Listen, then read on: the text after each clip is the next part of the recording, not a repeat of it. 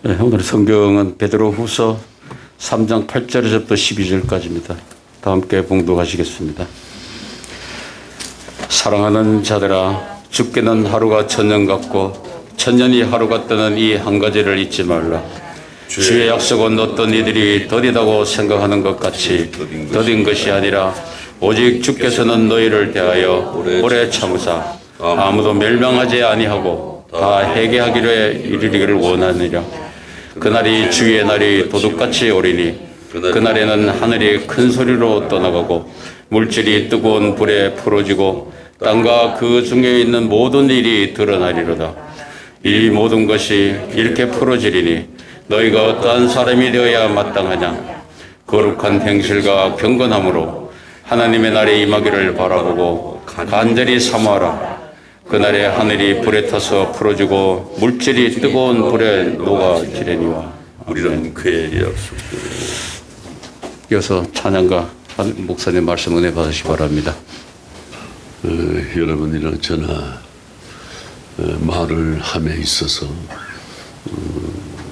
생각 없이 말할 때가 많이 있습니다.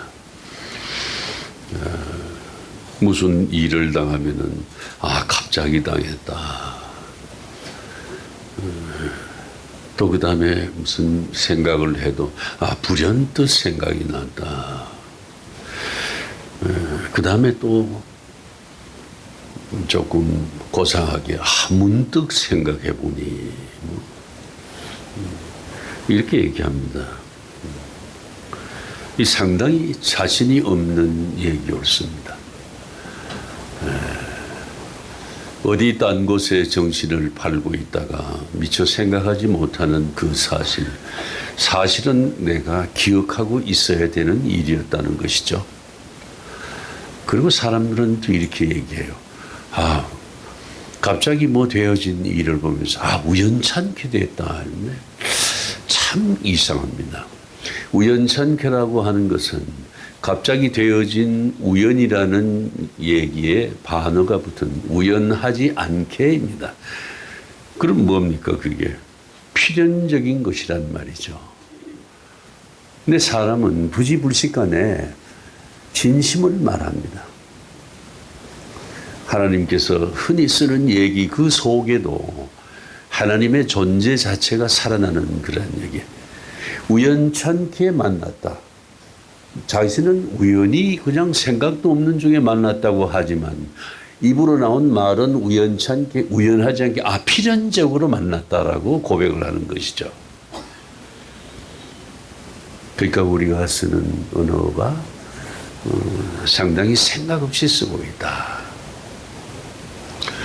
분명한 언어를 써야 된다는 것이죠.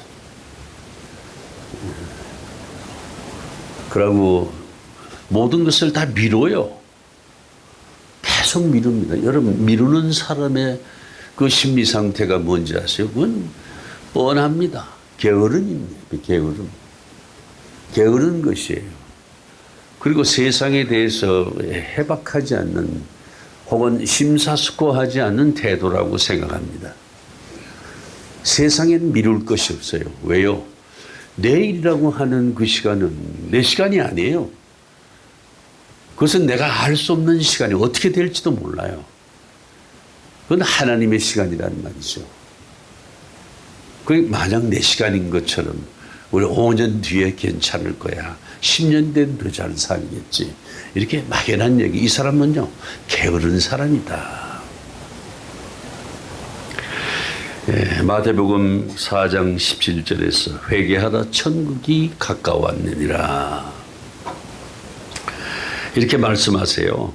이 말씀은요, 2000년 전서부터, 2000년 전에 예수님 생전 당시부터 지금까지도 우리 인간에게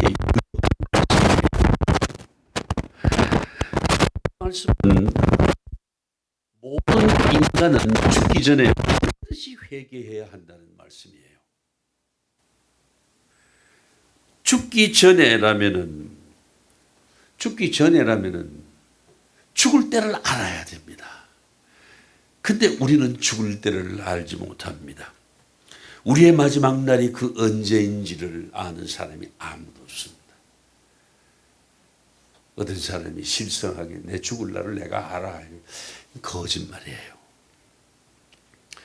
여러분 마태복음 24장 38, 39절에서 이렇게 주님께서 말씀하세요. 그날과 그 시간은 아무도 모른다. 하늘의 천사들도 모르고 아들도 모르고 오직 아버지만이 아신다. 하나님께서만이 아시는 것이죠. 인간의 마지막 날은 물론이거니와 주님께서 다시 오시는 그날, 심판의 그날은 하나님 외에는 아무도 알 수 없다, 이런 말씀입니다. 그렇기 때문에 우리는 현재 오늘 이 시간 바로 지금 회개해야 됩니다. 내 의식이 붙어 있다고 생각하는 그 시간에 해야 된다는 것이죠. 현재라고 하는 시간은 내 의식이 살아있는 시간이 옳습니다. 내 생명이 생명을 유지하고 있는 시간이에요. 그 시간 해야 된다. 죽기 전인 지금 오늘 그날이 오기 전에, 내 죽음이 오기 전에, 주님 다시 오시는 그날 전에 반드시 회개하고 그날을 맞을 준비를 해야 하는 것입니다. 왜요? 우리는 알 수 없기 때문에.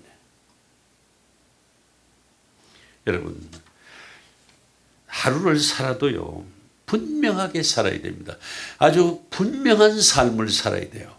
흐리멍텅한 삶이 아니에요. 세월에 떠밀려서 세상 정욕에 이끌려서 이리저리 치우치고 흘러가는 물처럼 그저 떠내려가는 나뭇잎처럼 그렇게 살아서는 안 된다는 겁니다. 여러분, 미국에서 가장 영향력 있는 영적 리더로 손꼽히는 릭 워렌 목사님이 쓴 목적이 이끄는 삶이라는 책, 여러분 보신 분 있죠? 한번 손 들어보세요. 몇 분 계시네요. 여기에서 릭 워렌 목사님은 어떻게 전제하느냐면, 모든 사람은 무엇인가에 이끌려 살아가고 있는 존재일 수밖에 없다.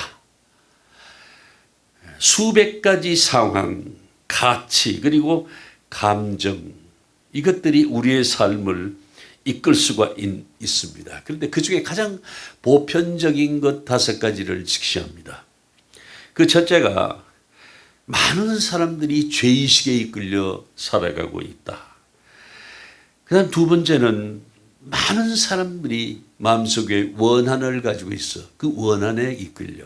쓴뿌리, 이 쓴뿌리가 뭔지, 내 속에 있는 깊숙이 뿌리 박고 있는 죄악입니다.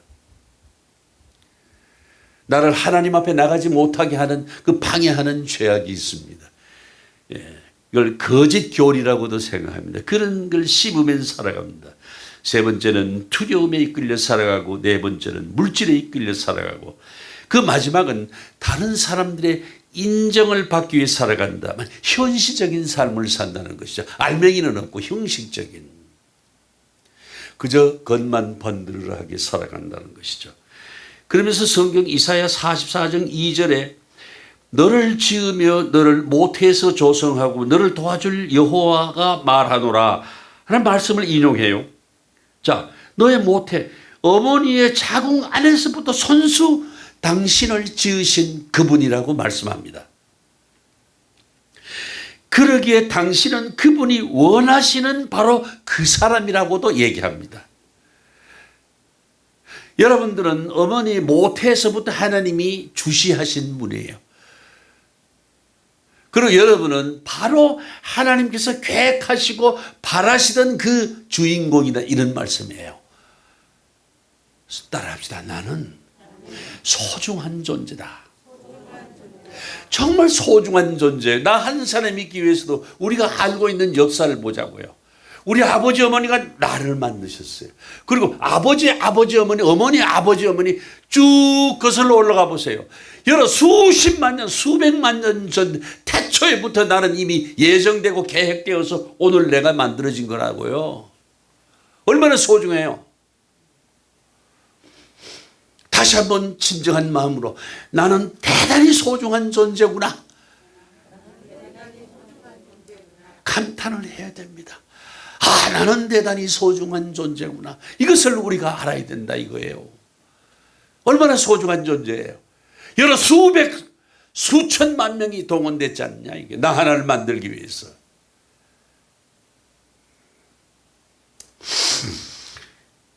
그러기에 당신은 그분이 원하시는 바로 그 사람이다. 그분 누가? 하나님이 원하시는 우리란 말이죠. 근데 우리가 함부로 몸과 마음을 쓰고 돌려서 되겠어요? 그러하기 때문에 인간의 삶은 우연의 산물이 아니라고 강조합니다. 자, 또 알버트 아인슈타인이 말한 하나님은 결코 주사위 놀이를 하지 않으신다. 야바유꾼이 아니다 이거예요. 즉흥적으로 뭔가 주사위를 던져서 결정하시는 분이 아니단 말이죠. 우리가 숨쉬고 있는 지금 이 시간은 결코 우연이 아니라는 것을 다시 한번 강조를 하고 있습니다. 자, 릭 워렌 목사님은 이어서 당신의 부모님도 그분이 선택하셨고 지금 당신이 어떻게 느끼든 하나님의 빈틈없는 계획대로 그들을 선택하사 그들의 손에 주님의 확인 도장을 꽉 찍어주셨다 이게. 왜? 주의 제자다 이겁니다. 주님으로 하여금 여러분들이 확증받게 만들으셨다는 것이죠.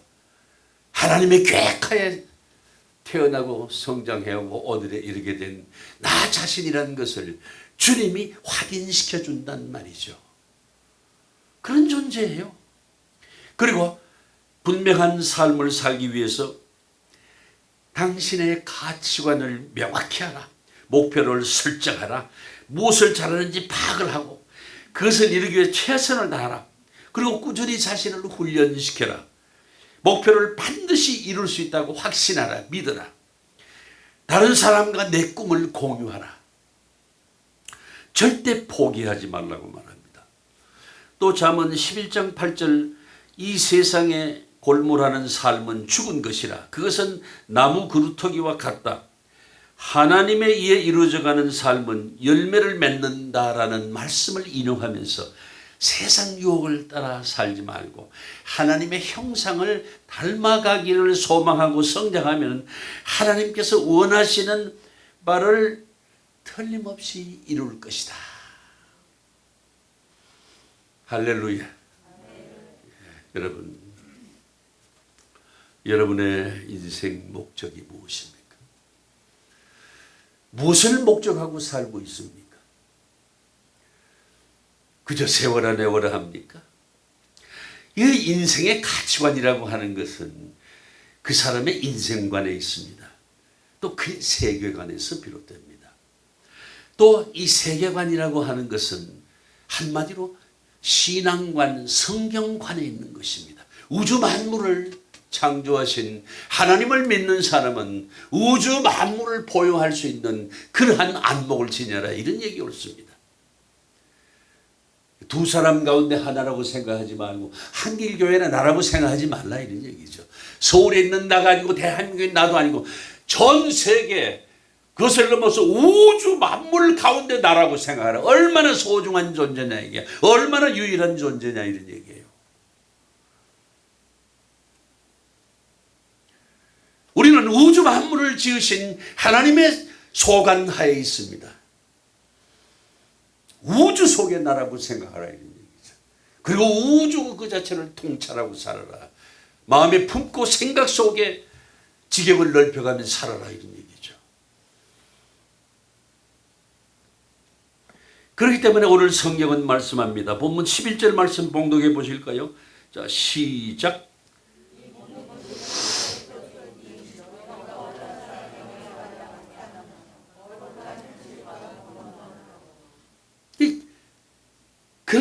그런 존재이기 때문에 마땅히 해야 할 일이 있다 이런 얘기죠. 마땅히 해야 할 일을 함으로써 내 존재를 더욱 공고히 할 수가 있다. 내가 내 존재다운 내가 될 수 있다 이런 얘기죠. 그렇습니다. 마태복음 24장에서 예수님께서 말세에 대해서 일어날 수 있는 그런 말씀들을 하세요. 그 예수님의 종말론을 예수님의 수제자인 베드로가 이것을 그 말씀을 이어받아서 오늘 본문에 말씀하고 있습니다. 오늘 본문에 나타난 내용은 굉장히 구체적이고 굉장히 과학적입니다. 그래서 창조학회 과학자들이 너무나 감동적으로 여기는 내용입니다. Bible is true. Bible is science. 성경은 사실이구나. 성경은 과학이구나. 이렇게 감탄하는 것 중에 한 대목이 바로 오늘 이 대목이다. 이 과학자들은요, 창세기 1장에 있는 천지가 창조되는 과정이 매우 과학적이라고 믿고 있습니다. 그 다음에 오늘 본문과 같은 세상 끝나는 이야기가 또한 구체적이고 굉장히 과학적이다. 완벽하다. 여러분, 창조과학협회 회장을 지낸 헨리 모리스 교수가 쓴 현대과학의 성서적 기초라는 책이 있어요. 그는 그 저서에서 성경을 말합니다. 성경, 즉 하나님의 말씀은 과학적으로 완전하며 정확하다는 데 대한 많은 다양한 증거를 제시하고 있다고 자신 있게 얘기합니다. 또 성경은 진실로 역사, 문학, 심리학, 경제학, 법률학, 교육학 그리고 모든 다른 분야를 담고 있는 책일 뿐 아니라 특이한 점은, 특별한 점은 과학적이고 정확하다고 말합니다. 여러분, 성경에 무엇을 여러분 기억하실 겁니다. 성경은 틀린 곳이 없다는 것이죠. 많은 성경 신학자와 많은 창조학계 과학자들 그리고 일반 과학자들이 성경 말씀을 분석하고 대입하고 비교하고 적용해 봐도 한 군데도 틀림이 없더라. 그게 성경의 무엇을입니다. 무엇을. 틀린 것이 없다는 학설입니다. 그리고 특정한 분야에서 사용되는 특정한 분야에서는 전문 용어를 사용하지 않았습니다. 인간이 경험하고 익숙한 보편적인 일상 용어로 말하고 있습니다. 그래서 모든 사람이 다 이해하고 삶에 적용해 또 삶을 유익하게 해주는 하나님의 말씀이라는 것이 특징이 옳습니다. 여러분, 성경 보세요. 전부 다 일상 용어로 풀어놨지 않았어요? 하나님이 가라사대. 번역도 아주 좋게 해놨지 않습니까? 실제로 이 인간의 일상용으로 기록된 어떤 특정한 부분의 말씀을 어떤 특정한 분야의 전문용어로 바꾸기만 하면은 그것이 과학 이론이나 학설이 되고 학문의 이론이나 학설로서의 의미와 가치를 나타낸다는 사실들을 전부 책에다 비교 분석해서 실어놨습니다. 여러분, 한번 보세요. 놀랍니다. 아인슈타인의 상대성 원리도, 페르미의 원자로, 그다음에 닥터 호킹의 블랙홀 이론까지도 전부 다 보면 있다. 지구는 둥글다라고 하는 말씀도 있다. 갈릴레이가 처형당했지 않습니까? 지구는 둥글다고 그랬다가 지구는 왜 판판하지 둥그냐고 그래서 그때 심판관들이 성경을 읽을 수 있는 위치에만 있었더라도 그들이 성경을 읽었더라도 욥기에 나오는 지구가 둥글다라고 하는 의미의 얘기를 깨닫기만 했더라도 갈릴레이는 처형되지 않았습니다.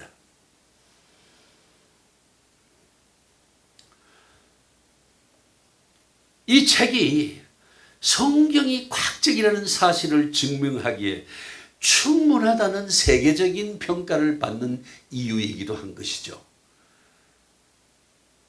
오늘 성경 본문에서는 말세 현상을 이렇게 요약합니다. 자, 본문 10절 말씀 봉독해 보실까요? 시작.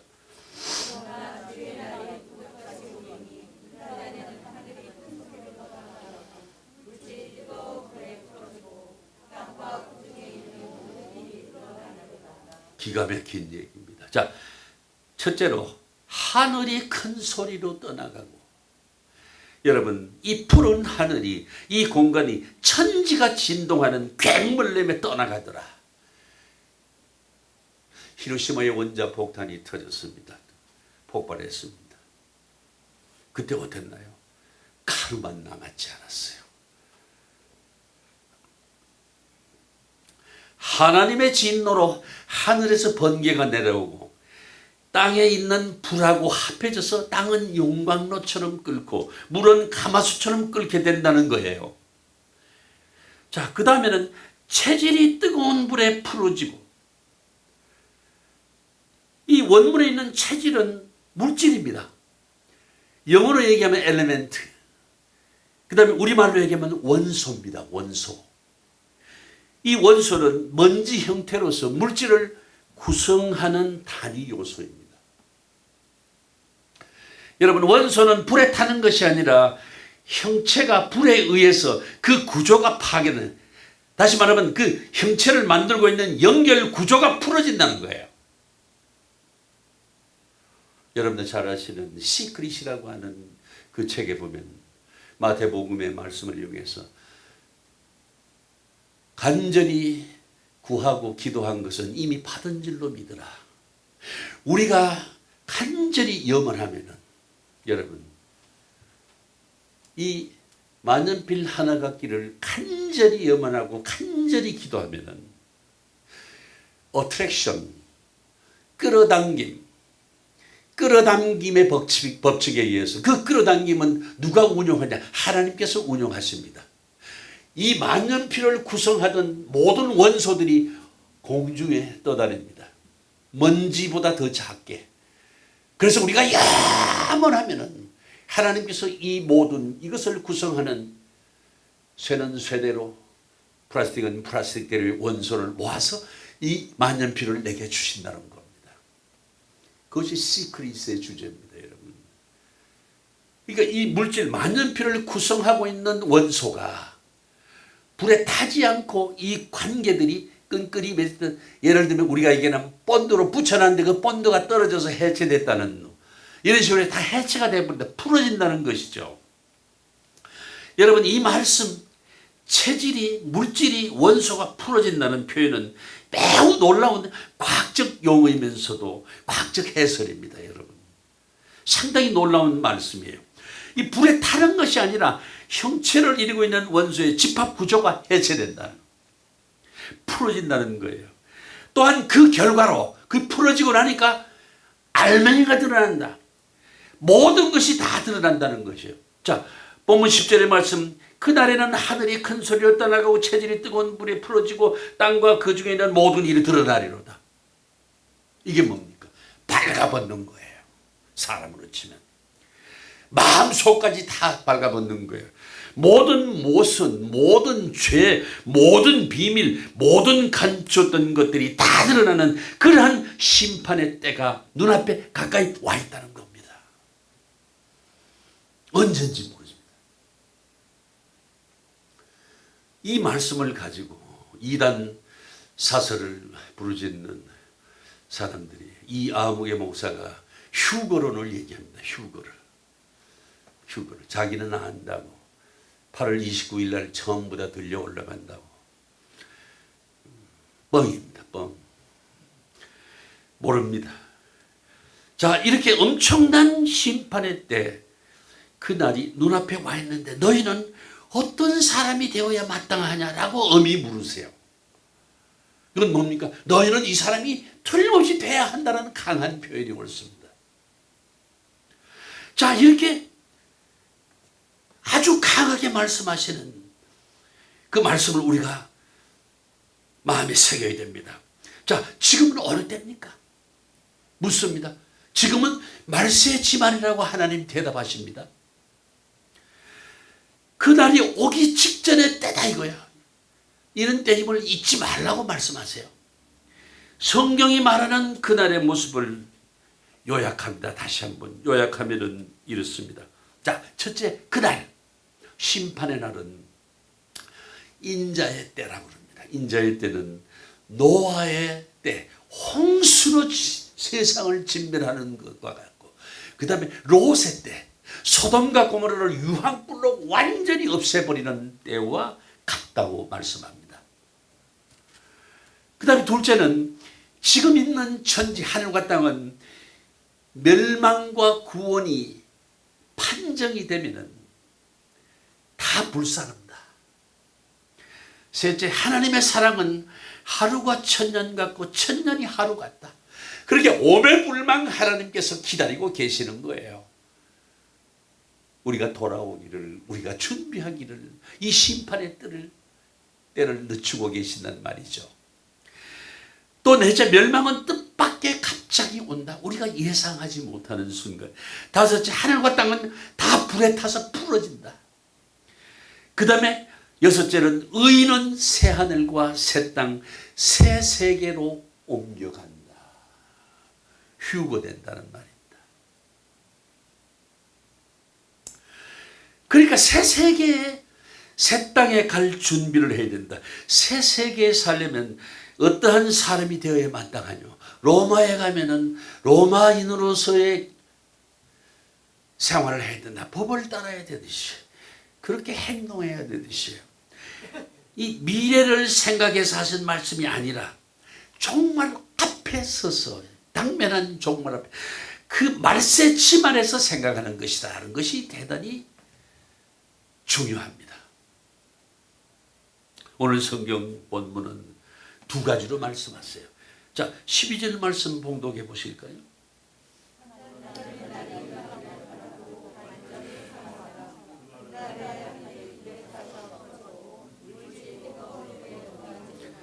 자, 먼저 바라보라. 그 종말의 때, 그 끝, 앞에 있는 끝, 그날을 바라보라. 어떻게 바라봐? 기다림으로 바라보라 합니다.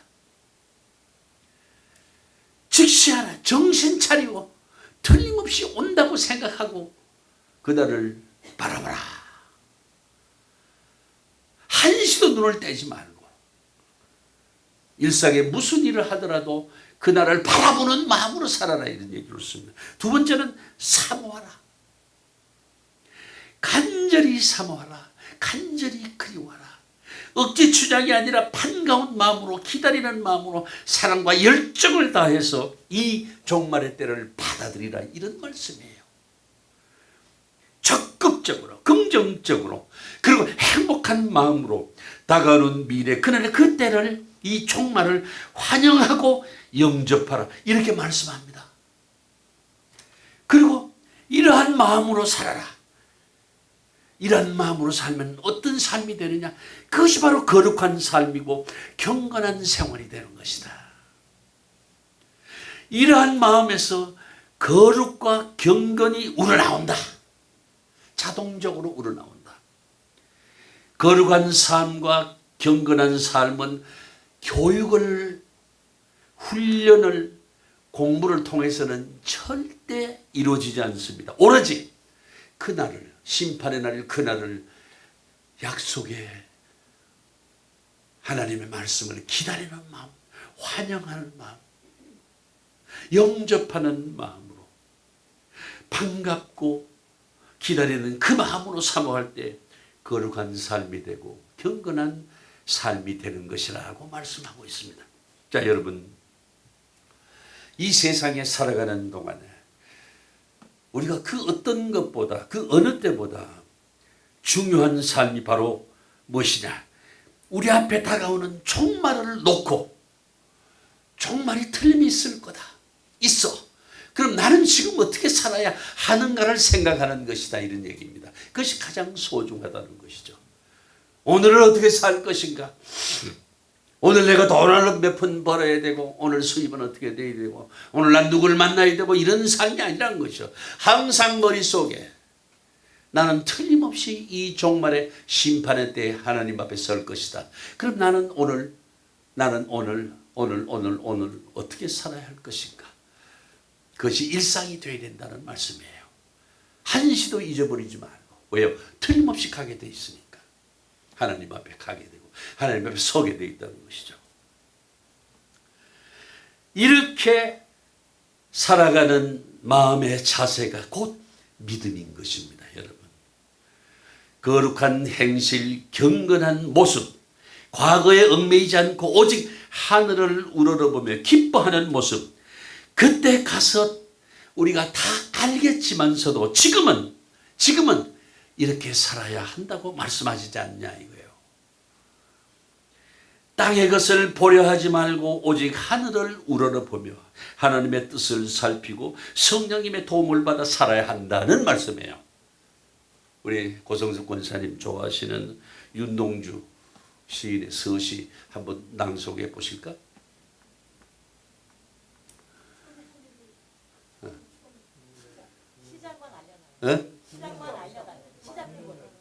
하늘을 한 점 없게.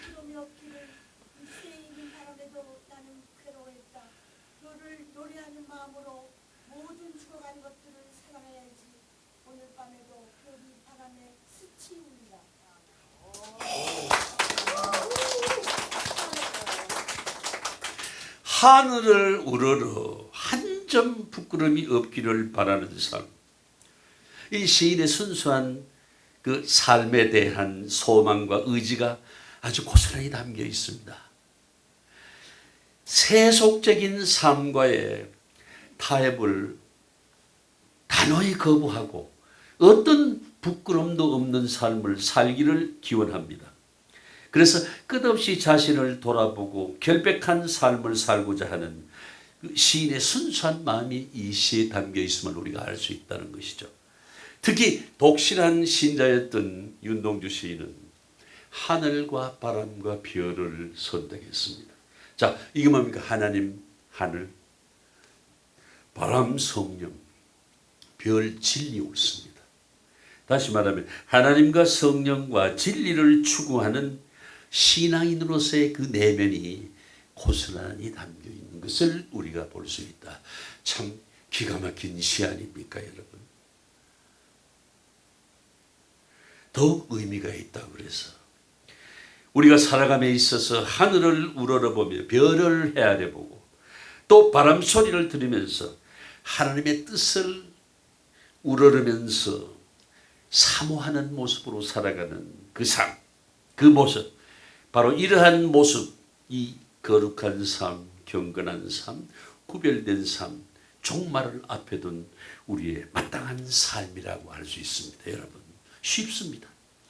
자, 여러분은 각자가 나는 이러이러한 인생의 길을 걸어왔다. 어떤 인생의 길을 걸어왔는지를 한번 생각해요. 이 순간까지 내가 꿈꾼 것이 뭐였는가? 내가 목적한 바가 뭐였는가? 내가 그러고서 어떻게 살아왔는가? 내가 돈을 바라고 살아오진 않았나? 명예를 바라고 살아오진 않았나? 아니면 오로지 하나님의 영광만을 생각하고 살아왔을까? 여러분 자신이 아무리 자신을 속이고 얘기를 하더라도 다른 사람들은 다 몰라도 하나님하고 누구 알아요? 네? 하나님과 누가? 내가 알잖아, 내가.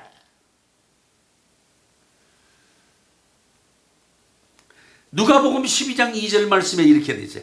감추인 것이 드러나지 않을 것이 없고 숨긴 것이 알려지지 않을 것이 없나니. 무서운 얘기 아닙니까?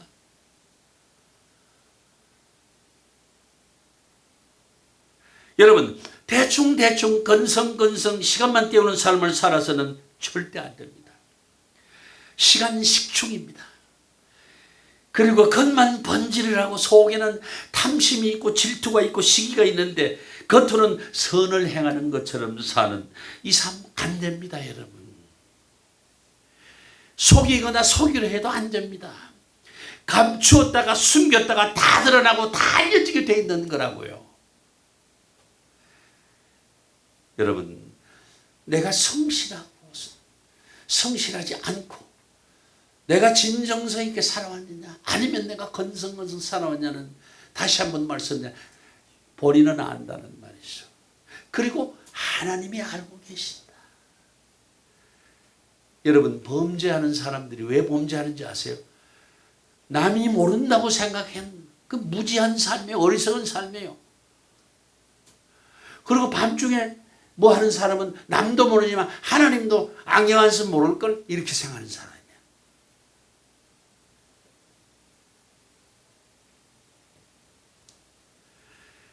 하나님이 아세요. 누가복음 12장 7절 말씀에 보면 너희에게 심지어 머리털까지도 다 세신바 되었다고 그랬어요. 우리의 머리털까지 다 세신다고. 머리카락 한 가락 한 가락까지. 근데 뭘 모르시겠냐고요.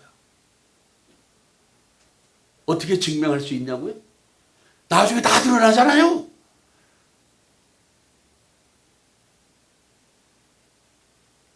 사람이 보든 보지 않든 나는 감추지도 말고 숨기지도 말고 하나님 앞에 정직하게 성실하게 살아야 된다.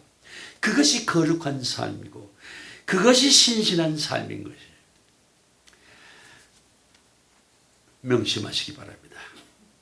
사람들은요 다 이래 얘기해요. 내가 죽은 다음에 이거 넣어줄게. 자기 딸한테도 야 이거 다이아 몇 캐럿이야. 이게 죽은 다음에 넣어줄게 이러잖아요. 죽은 다음에 준다. 죽은 다음에 자기가 가진 모든 것은 선한 일이나 사회에 기부하겠다고 합니다. 그것이 한국 사람이 하는 얘기예요. 그 선진국 사람들은 살아있을 때 기부합니다. 요새 젊은 사업가들이 특히 그 디지털 요새 첨단 그 테크닉을 운영하는 그런 회사의 젊은 사람들은 살아서도 한두는 살아있을 때는 자기 소유를 절대로 남에게 주지 않는 사람, 죽은 다음에는 기부하겠다고 하고 심지어는 내가 장기까지 시신까지 기부하겠다고 합니다. 여러분 돈 많은 부자가 재벌이 존경받지 못하는 이유가 바로 이거 옳습니다. 죽은 다음에 하겠다. 여러분 왜 그럴까요? 죽은 다음에는 어차피 못 가져가잖아요. 못 가져가서 남아있는 것이지 남에게 준 것은 아니잖냐 이거예요. 살아생전에 내가 쓸 것, 내가 먹을 것 이것을 선뜻 내놓을 때 선행이 되는 것이죠. 저처럼 쥐뿔도 없는 놈이 다 내주잖아요. 내가 쓰지 못할 것, 내가 버릴 것, 못 쓰고 버리지 못할 것을 남겨놓고서 죽었는데 이거 어찌 선행이라고 할 수 있냐 이거예요. 못 가져가니까 그냥 두고 간 겁니다. 여러분 요새 뭐 망자에게 내가 도리가 안 될지 모르지만서도 이 야무의 삼성그룹 회장이 엄청난 미술품을 기부했다고 그래서 아주 요새 장안의 화제입니다. 그런데 엄밀히 살아있을 때는 이 양반 미술품이 얼마나 있는지 줄도 몰랐어요. 그런데 죽고 나서 이 정확한 표현으로는 자신이 가져갈 수가 없잖아요. 이제 그게 남은 것인데 기분이 선행이니 할 수 있겠느냐. 다시 한번 심각하게 생각해 봐야 되는 것입니다. 여러분 작곡가 겸 가수 신중현이가 부른 노래 아는 분 있나요? 미인이라는 노래 알아요? 그 처음에 어떻게 하지? 우리 차 집사님 한번 해봐. 시작. 아이, 뭘 보고 싶어요? 응? 뭘 보고 싶냐고요? 나요, 남이요? 남이지. 사람들은 그렇게 남의 얼굴은 한 번 보고 두 번 보고 자꾸 전 지랄들 하네.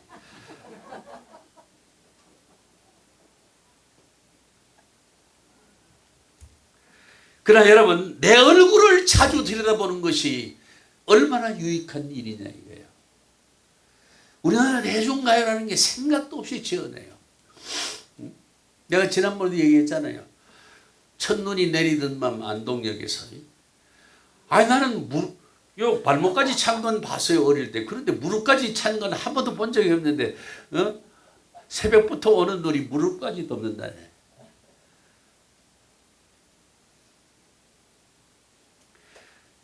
여러분 한 번 보고 두 번 보고 자꾸만 보고 싶다고. 남 얼굴인데. 내 얼굴을 보려면 뭘 봐야 돼요? 거울을 봐야 되잖아. 여러분 거울을 본다는 것은 뭐냐? 자신을 본다는 거예요. 근데 우리는 거울 보면서 뭘 해요? 어떻게든 자꾸 이쁘게 보이려고 그러잖아요. 이쁘게. 거울의 용도를 너무 과대 포장한 거예요. 과하게 믿는 겁니다.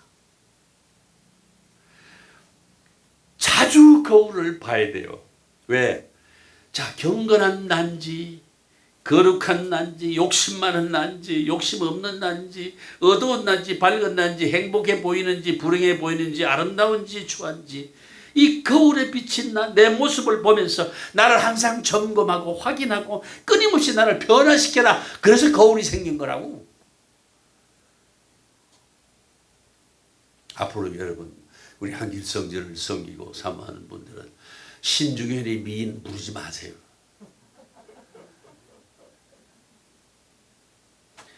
그리고 그 부르려면은 이렇게 하고 불러. 한 번 보고 두 번 거울 앞에 놓고 불러. 그럼 돼요. 여러분, 거울이라고 하는 것은 진정한 나를 알아보는 테스터입니다. 그리고 아주 나를 위해서 존재할 수 있는 좋은 어드바이스가 된다는 것. 그러한 측면에서 거울을 이해하시기 바랍니다, 여러분. 여러분, 미국이 낳은 최고의 목회자, 신학자인 이 조나단 에드워드가 자기 결심을 늘 매일같이 고백하면서 거울을 보듯이 거기에 비춰보면서 자신을 새롭게 변화시키면서 일생을 살은 분으로 아주 유명한 분이에요. 그분이 결심이 뭐냐? 그분이 실천 원칙이 뭐냐? 잘 들으세요. 첫째는 주님이 부르시는 날까지 오늘 하루 또 오늘 하루를 최선을 다해서 살아간다. 그리고 반성합니다. 그날을. 또 사랑과 선행을 실천할 기회가 온다면 절대 그건 놓치지 않는다. 요행을 바라고 운수를 바라고 행운을 바라고 하지 말라 이런 얘기예요. 내게 큰 이익이 되어도 사람들이 싫어할 일이라면 손대지를 말아야 된다. 어디 사람이 그렇던가요? 근데 이분은 그래요. 원한 때문에, 인기 때문에, 관심 때문에 어떤 일을 하지 말라 이게. 우리는 이 반대로 살잖아요. 제가 지금 가장 아프게 생각하는 이 시대에 대한 담론은요, 왜 사람들이 맨날 죽은 자식 나이나 세고 망자 개치하느냐고요. 왜 톱밥에 톱질하고 사냐고요. 왜 쓸데없는 짓 하냐고요. 과거에 함몰되어 삽니다. 그냥 과거는 그러니까 우리가 앞으로 그러지 않는다라고 하는 한마디 한 번의 경각심으로 끝나면 돼요. 근데 과거에 함몰되어 삽니다. 그렇게 살면서 5.18 때 광주에서 발포 명령을 내렸던 군 지휘관이 뒤늦게나마 와서 사죄하는 그거 좋습니다. 여러분, 세월호가 누가 죽으래서 죽은 거 아니잖아요. 그걸 가지고 계속해서 쟁점하고 거기 매달려 세상 살면 내 인생은 어디 갔나 이거예요.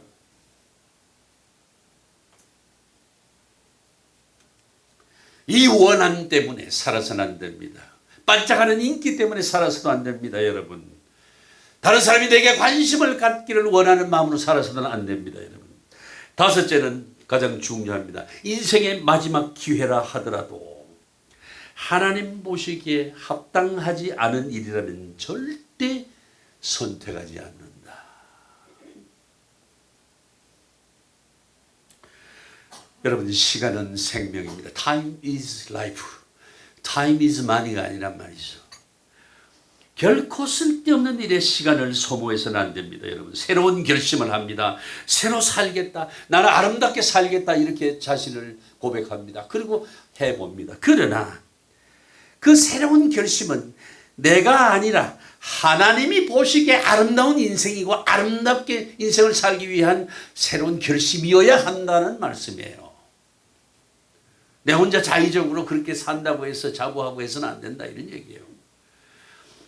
하나님이 주신 선하리 선한 비전을 위해서 매일 경건한 결심, 거룩한 각오를 해라. 이런 말씀이 옳습니다. 그러면은 반드시 그 사람에게는 복되고 형통함이 찾아올 것이라고 이 조나단 에드워드는 말하고 있습니다. 결론을 짓고 있습니다. 여러분, 자, 오늘까지 우리 모두는 보고 듣고 느끼지 않습니까? 세월이 심상찮습니다. 하수상합니다. 그리고 어떤 사람들, 말세가 온 것이 아닌가, 이제 입버릇처럼 얘기가 나옵니다. 이 세상은 머지않아 끝날 것 같지 않아요? 여러분은 어떻게 생각합니까? 자, 지구가 점점 뜨거워져요. 황사에다 미세먼지에다가 눈도 제대로 뜰 수가 없고 숨도 제대로 쉴 수가 없어요. 며칠 전에 하늘에서 흙비가 내렸습니다. 차가 그냥 좀 흙투성이. 사막에 눈이 옵니다. 사하라 사막에. 그리고 시베리아에 영상 30도 폭염이 찾아옵니다. 확실히 징조가 심상치 않습니다.